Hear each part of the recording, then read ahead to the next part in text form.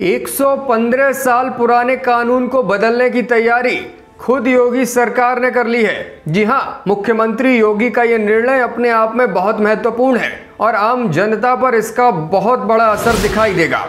क्या है ये 115 साल पुराना कानून और किस तरह से इसको बदलने की तैयारी उत्तर प्रदेश की सरकार ने की है, चलिए इस वीडियो में आपको बताते हैं। आप अंत तक हमारे साथ बने रहिएगा। योगी सरकार ने रजिस्ट्री दस्तावेजों से उर्दू और फारसी शब्दों को हटाने का फैसला लिया है। इनकी जगह पर अब हिंदी भाषा के शब्द इस्तेमाल किए जाएंगे। स्टाम्प एवं पंजीकरण विभाग 1908 में बने रजिस्ट्रेशन एक्ट के अधीन चलता है। दावा यह है कि रजिस्ट्रेशन एक्ट में संशोधन के बाद रजिस्ट्री की जो भाषा है उसे आसान किया जाएगा।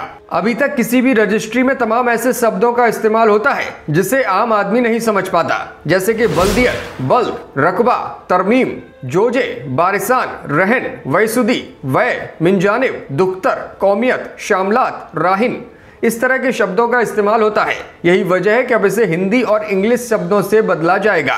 पुराने रजिस्ट्रेशन एक्ट में उर्दू और फारसी भाषा के इस्तेमाल को बढ़ावा दिया गया था। पंजीयन विभाग में सब रजिस्ट्रार की नियुक्ति लोक सेवा आयोग से होती थी और लोक सेवा आयोग की परीक्षा पास करने के बाद रजिस्ट्रार को उर्दू इमला की भी एक परीक्षा देनी होती थी। सब रजिस्ट्रार को उर्दू के शब्दों को लिखना, बोलना और उनका अनुवाद करना आना अनिवार्य था। मौजूदा वक्त में उर्दू फारसी शब्दों से अलग हिंदी और अंग्रेजी भाषा का इस्तेमाल ज्यादा होता है। यही वजह है कि नई पीढ़ी की खत्म होती समझ को देखते हुए सुप्रीम कोर्ट भी अब तमाम बदलाव करना चाहता था।